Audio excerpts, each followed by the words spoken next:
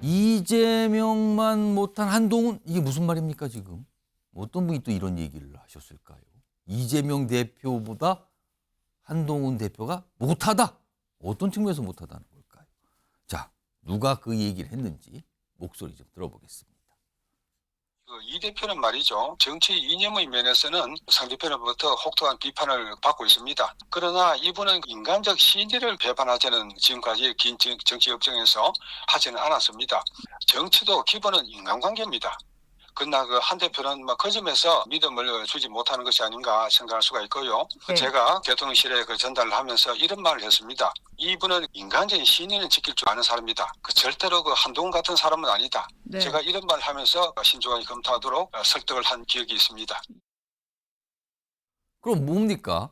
신이라는 측면에서 한동훈 대표는 이재명 대표만 못하다. 자, 심평 변호사는 보수 성향의 인물로 통하죠. 뭔가 본인이 겪고 들었던 얘기를 전달하는 걸까요? 그리고 본인이 직접 무슨 얘기를 전달했다고까지 얘기를 합니다. 지금 대통령실을 향해서. 자, 이 얘기가 나오자 반응이 바로 나오죠. 보겠습니다. 배현진 의원은 이렇게 얘기합니다. 심평 변호사의 저 얘기에 대해서. 한동훈 대표가 정과 사범하고 같습니까? 이렇게 딱 얘기를 해요. 그다음에 친한계에서도 반응 나오죠. 이런 얘기 자꾸 나오는 거 보니까 드디어 본심을 드러내는 겁니까? 무슨 음모를 꾸미는 겁니까? 의심을 또 더합니다. 홍석준 전 의원님. 보수 인사로 통하는 심평 변호사의 말인데 그러면 보수층 전체는 하지만 일각에서는 신이라는 측면에서 믿을 수 있는가 하는 측면에서 이재명 대표가 차라리 한동훈 대표가 낫다. 이렇게 얘기한 걸로 들리는데 이거 어떻게 봐야 되는 겁니까? 심평 변호사가 물론 한동훈 대표를 별로 좋아하지 않더라도 저는 이재명 대표와 신의를 가지고 신의를 얘기했어요. 기준이 그겁니다. 지금. 비교하는 것은 저는 적절치 못하다고 생각하는데 아니 이재명 대표가 예를 들면 지금 현재 재판 구속돼서 이제 수사받고 있고 재판받고 있는 예를 들면 뭐 정진상이라든지 김용이라든지 이화영이라든지 이런 어떤 과거에 본인하고 같이 일했던 사람들하고 지금 신의를 지켜가지고 뭐 하는 그게 과연 민주당이나 특히 국가를 위해서 좀 도움이 되는 것인지 저는 이재명 대표의 어떤 신의를 가지고 한동훈 대표와 지금 비교하는 것은 대단히 저는 적절치 이제 못하다고 생각을 합니다. 그런데 거기에 또 반응하는 분들이 예를 들면 김종국 최고 같은 경우는 드디어 본심을 드러내느냐. 본심이다.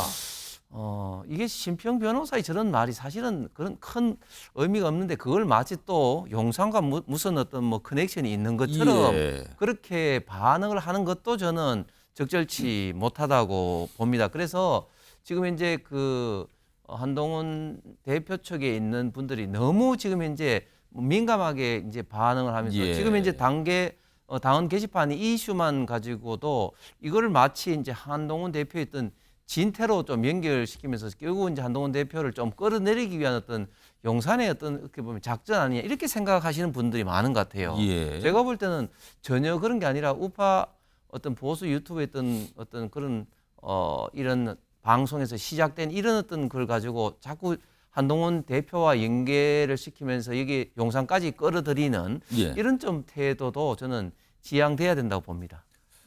신윤영 전 의원님. 보수층 일각에서 나오는 목소리라고 볼 수 있을 것 같은데 이렇게까지 한동훈 대표에 대해서 평가가 나오는 건 왜일까요? 뭐 심평 변호사님이 이재명 대표에 대한 좋은 추억과 기억이 있을 수도 있긴 한데 실제로 대통령실에 대고 얘기했을 때 이 메시지가 전달된 거 아닙니까? 지금 대통령실에 그렇게 본인이 얘기했다라고까지 밝혔어요. 지금. 대통령실 입장에서는 한동훈 대표에 대한 신의가 사실은 배신자라는 원망이 있을 수 분명히 있다. 왜냐하면 윤석열 대통령 그리고 김건희 여사 검찰 있을 때부터 검찰총장 하면서 한동훈 대표 기회 주고 대통령 되고 나서도 법무부 장관 시키고 비대위 위원장 시키고 여러 기회를 주면서 이 사람을 성장시켜 온 게 본인들이다라고 생각할 수 있는데 지금은 당대표가 되는 순간에 어느 순간 대통령실과 척을 지고 본인의 정치를 위해서 다른 길을 갈 거라는 리스크가 항상 있는 거기 때문에 예. 한동훈에 대한 신의는 분명히 없을 거라는 생각이 듭니다. 그런 면에서 이재명 대표는 정치를 오래 했고 예. 여러 역경을 겪으면서 여기까지 오는 데 있어서 친명 그리고 그 주변에 도와주는 조직들이 예. 지속적으로 같이 정치를 하고 있는 모습에 대한 그런 긍정적인 평가를 이렇게 심평 변호사가 한 것이 아닌가 생각이 들고요. 갑자기 비교를 합니다. 예, 한동훈 대표는 워낙에 정치 아직 초보이기 때문에 예. 이 사람이 본인이 정치를 계속하기 위해서 어떠한 겉모술수를 쓸지 아직은 평가받지 못했고 예측하기 어렵다라는 부분에 있어서 예. 이렇게 잣대를 비교한 것으로 보입니다. 지금 이 여당에 어떻게 보면 글쎄요, 여러 가지 표현이 가능합니다. 갈등, 조금 더 강한 표현, 분란이라고도 할 수 있는데 이 상황이 꺼지지 않고 계속 가고 있어요. 근데 지금 경쟁 정당인 민주당은 지켜보면서 마치 강 건너 무슨 걸 구경하는 듯이 지금 이렇게 보고 있는 것 같단 말이에요. 그리고 매일같이 언급들을 합니다. 지도부 차원에서. 오늘도 얘기를 했어요. 뭐라고 얘기를 했는지 들어보시죠. 집권 여당이 국민의 민생 돌보기는커녕 집안 싸움에 여념이 없으니 국민 보기에 참 민망하고 한심합니다. 한동훈 대표와 친한계 의원들이 살 길은 딱 하나입니다. 김건희, 윤석열 부부와 갈라서는 것뿐입니다. 용산과 친윤계는 한동훈 대표 체제를 용인하지 않고 어떻게든 무너뜨리려고 할 것이기 때문입니다. 이거는 민주당 소속이신 신현영 전 의원님께 민주당 분위기를 좀 들어봐야겠네요. 민주당은 지금 그러니까 뭐 갈라서란 얘기니까 아마 특검 얘기인 것 같아요. 이게 한동훈 대표와 친한계 살길 동아줄이다 이렇게 판단을 해서 그런 겁니까? 이걸 그렇게 봐서 약간 부추기려는 의도인 겁니까? 아니 저희가 항상 예. 국민의힘에서 집안 싸움 나눈 여러 경험을 했기 때문에 경험에서 우러나온 조언일 수도 있어요. 조언이다. 예, 윤석열 대통령 있고 나서 당대표 여러 번 바뀌면서 예. 쫓겨나기도 하고 바뀌기도 하고 알아서 뭐 선거에서 안 나오기도 하고 대통령실 눈치 많이 봤잖아요. 여전히 그립감 있는 대통령실이기 때문에 예. 한동훈 대표 결국에는 대통령실과 같이 가든지 아니면은 반기를 들고 자기의 정치를 할 수밖에 없는 숙명에 지금 있는 것인데 과연 지금 상황에서 대통령실과 같이 가는 것이 대한민국을 위해서 그리고 김건희 여사의 이슈를 해결하는 데 있어서 무엇이 득이 되겠느냐. 이런 문제들이 당원 게시판이든 김건희 여사의 특검법이든 해결이 안 된다면 대한민국의 발전과 민생, 경제는 난국에 계속해서 지금에서의 발전 모습이 한계가 분명히 있기 예. 때문에 당연히 야당의 입장에서는 여당이 빠르게 해결이 되고 그다음에 한 걸음 앞으로 갈 수 있도록 하는 데 있어서 조언을 할 수밖에 없고 그것의 첫 번째 방법은 김건희 특검법이 통과되는 것이다 라는 면에서 또 간절히 기다리면서 바라는 목소리겠죠. 지금요 어제 본회의가 열려서 여러 가지 법안도 처리됐지만 체포동의안 관련된 표결이 있었는데 이게 부결됐거든요. 민주당 의원에 대한 거였어요. 화면 좀 보겠습니다. 여기 보시면요. 지금 뭐 뇌물 등 혐의 민주당의 신영대 의원 체포동의안이 국회에 제출돼서 어제 표결됐는데 부결됐어요. 결과적으로 반대가 197표인데요. 그런데요. 197표면 야당 표로만은 안 나오거든요. 그럼 이게 아무리 봐도 여당에서 누군가 반대를 했다는 겁니다. 지금. 그럼 민주당 의원을 위해서 반대를 한 거예요. 그런데 사실은 국민의힘 지도부에서는 이 체포동의안 처리해야 된다는 목소리가 꽤 강하게 있었거든요. 근데 국민의힘의 일부 의원들이 지금 대략 따져보니까 한 11명 정도 추정이 되는데 반대로 간 거예요. 이탈한 거죠. 이런 상황까지 어제 벌어진 상황에서 다음 달 10일 있을 김건희 여사 특검법 표결 과연 어떻게 될 것인가. 이게 더 복잡하게 지금 막 얽히고 설키는 상황인데 이런 상황에서요. 사실은 한동훈 대표는 여당, 집권 여당의 당대표입니다. 그렇다면 당대표로서 리더십을 발휘해서 뭔가를 할 수 있다. 이런 평가 앞서도 받았거든요. 근데 과연 지금 그런가? 이와 관련해서 어제 뉴스와이드에 서른 전 의원이 출연해서 한동훈 대표에 대한 평가를 좀 한 게 있습니다. 야당의 시각에서 그것도 지금 민주당의 주류인 친명계가 아닌 의원으로 꼽히죠. 그 시각에서 본 평가입니다. 들어보시죠. 여당의 대표지 않습니까? 예. 그럼 다음에 대통령 후보로 나올 가능성이 굉장히 높거든요. 예. 그럼 자신 스스로를 돌아봐야 합니다. 돌아봐야 된다. 여당을 하나로 뭉쳐서 가야 되는 것이 자기 일테면 숙명이에요. 그런데 자기 스스로 지금 여당의 분란을 일으키고 있는 것 같아요. 저 양반이 정말 정치를 하는 사람인가? 아직도 검찰 그 일을 못 뽑고 있나? 예. 이런 의심을 버릴 수가 없어요. 너무 유치해요. 정치 현장에서 수습을 해야 되는데 그거 할 능력이 그 판단이 없어요. 예. 그러니까 간단하게 말씀드리면은 능력이 없는 분이고 판단력에 굉장히 문제가 있다. 홍석준 의원이 굉장한 혹평이었습니다.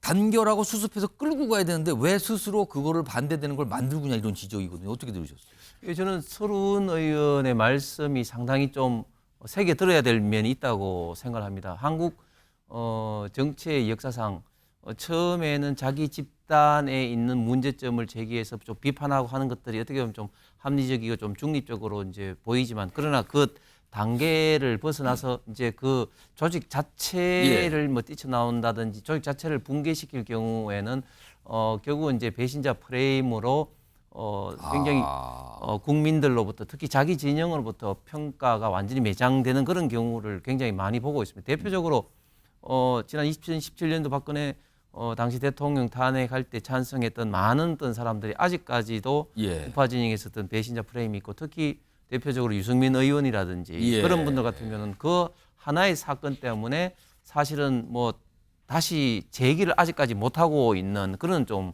상황 아니겠습니까? 한동훈 대표가 지금 이제 그 당원 게시판 이슈를 가지고 지금 이제 여러 가지 지금 공격을 받고 있는 그 배경도 결국은 지금 현재 그 국민의힘 지지자들 상당수에서는 대통령에는 그렇게 공격을 많이 한 한동훈 대표가 왜 본인의 어떤 공격에는 이렇게 뭐 썼다 안 썼다 이런 이야기를 제대로 밝히지 못하느냐 이런 어떤 이야기가 있는 것 같고 저는 한동훈 대표가 그 당 대표가 되면서 너무 윤석열 대통령과의 좀 차별화에만 이렇게 신경을 쓴 결과 윤석열 대통령 특히 김건희 여사에 대한 어떤 그 비판과 그리고 거기에 대한 어떤 그 공격이 지금 이제 너무 일찍 지금 부메랑으로 지금 돌아오고 있다. 그런 면에서 서른 의원의 저 비판점은 상당히 좀 새겨들어야 될 면이 있다고 생각합니다. 신영 전 의원님은 서른 전 의원의 저 혹평이죠.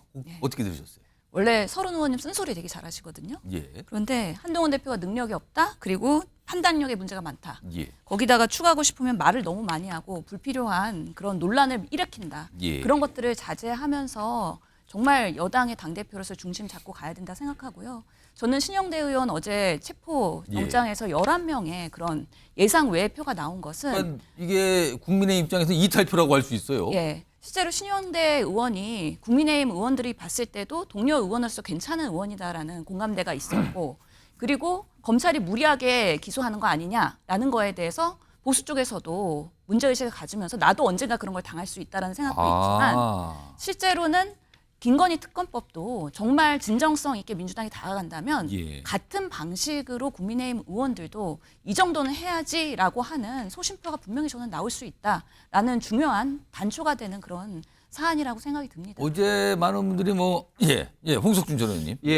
저게 참 저는 좀 국회에 좀 부끄러운 어떤 모습인데 사실 국회의원들은 또 저런 어떤 체포 동의하면은 또 자기도 당할 수 있다는 것 때문에 조금 감싸는 그런 어떤 경향이 참 있습니다. 동료의식일까요? 예, 그렇죠. 그런데 우리가 21대 때 처음으로 체포 동의안이 이제 이제 국회에 통보돼가지고 통과시킨 사람이 그 이상직 의원이었습니다. 그때는 민주당도 그 체포 동의안을 상당수의 의원들이 통과를 시켰거든요. 이거는 우리 국회의원들이 스스로 특권을 내려놓는 그런 좀 그 자세가 필요한데 이번에는 21대와는 다르게 1호 체포 동의안을 좀 부결시킨 것은 오히려 더 특권에 좀 안주하려는 저는 굉장히 좀 안 좋은 모습이라고 보여집니다. 이상직 의원과 사안이 다르다고 생각했던 거죠. 알겠습니다. 두 분이 다른 평가를 해주셨어요. 여기서는 향후에 있을 특검법 표결과 관련해서 이건 심상치 않다. 이거는 동료의식 너무 세게 발휘한 거 아니냐? 약간 이런 평가셨습니다.